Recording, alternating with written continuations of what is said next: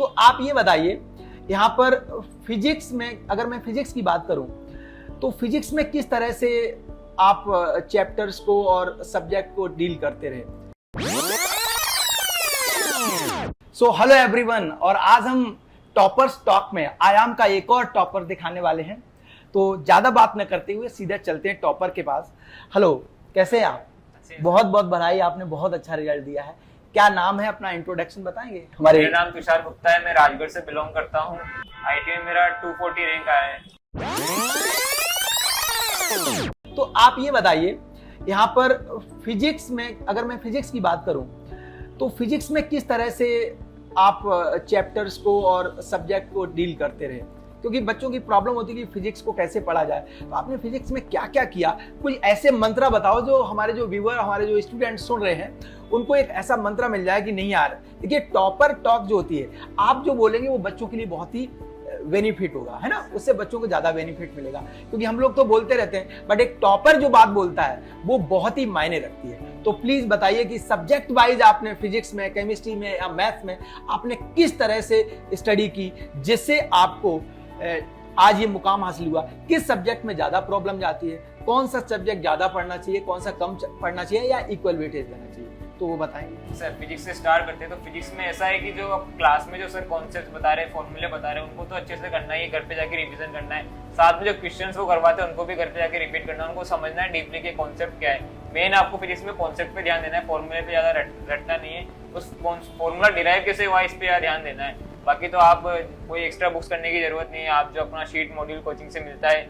उसको repeatedly follow करें, उसको रिपीटेडली सॉल्व करें। जो टेस्ट पेपर्स होते हैं उनको सॉल्व करें फिजिक्स में। तो बाकी ये कॉन्सेप्ट्स मेन इंपॉर्टेंट चीज है फिजिक्स में।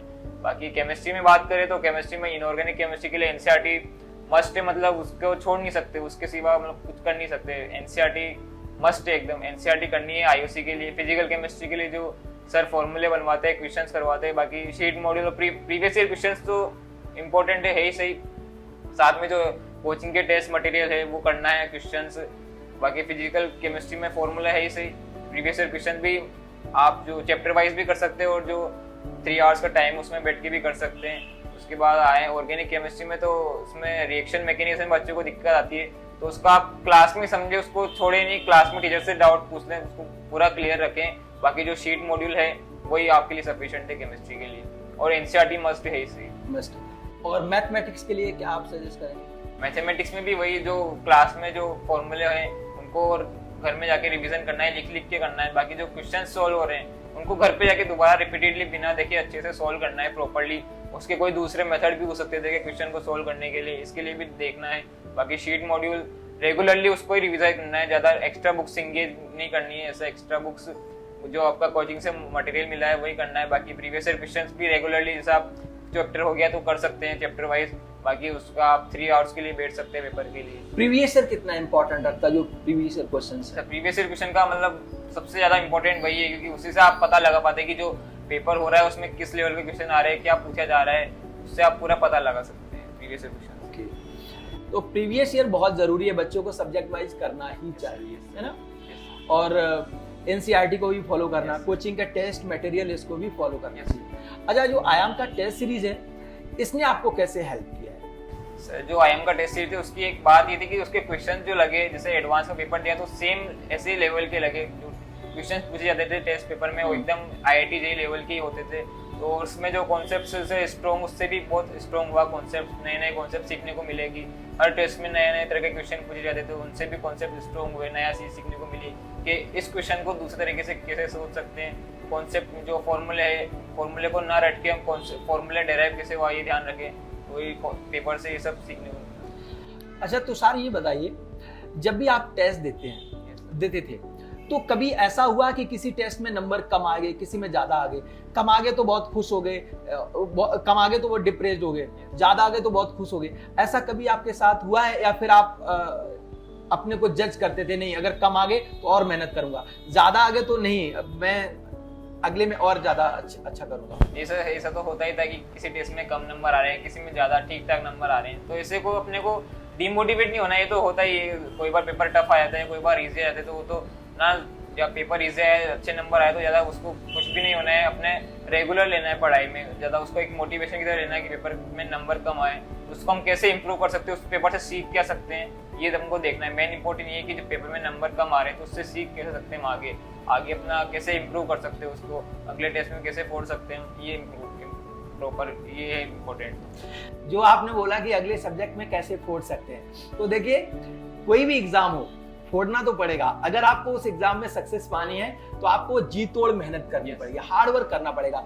तो मुझे ये बताइए तुषार, क्या एग्जाम को IIT स्पेशली इतने टफ एग्जाम को क्रैक करने के लिए क्या 20 घंटे 10 घंटे 18 घंटे क्या आप प्रेफर करेंगे? कितने घंटे पढ़ाई करना चाहिए, या फिर घंटे से मतलब नहीं है, एफिशिएंसी के साथ पढ़ाई करनी चाहिए? तो वो थोड़ा डिस्कस करिए। ऐसा घंटे फिक्स नहीं रहते कि आपको इतना ही पढ़ना है। आपको बस ये कि जो आप कोचिंग में रोज पढ़ा रहे हैं उसको आप रोज को घर पे आके पढ़ना है, रिवीजन करना है, जो आपका जो शीट मॉड्यूल में होमवर्क मिल रहा है उसको कंप्लीट करना है प्रॉपर्ली।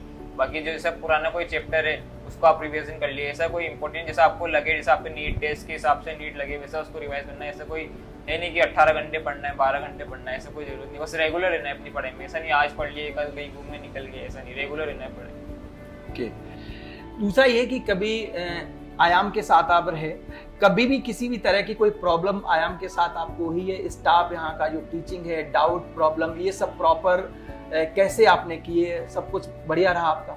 यस सर, ऐसा कोई प्रॉब्लम नहीं रहा आयाम के साथ। सर जो स्टाफ मेंबर्स है, फैकल्टी, वो सब मतलब हर चीज़ में हेल्पफुल करते हैं, हेल्प करते हैं, ऐसा कोई दिक्कत नहीं हुआ। जैसे टेस्ट पेपर है तो डाउट आए तो कभी भी आप जा सकते हैं कोचिंग में, डाउट क्लियर कर सकते हैं, सब टीचर रेडी रहते हैं डाउट बताने के लिए, बाकी ऐसा कोई दिक्कत नहीं। ओके, तो सब कुछ बहुत अच्छा रहा Yes. आपके लिए। तो आगे क्या प्लानिंग है अब IIT के लिए? क्या काउंसलिंग के लिए अब तैयारी कर रहे हैं आप? Yes sir.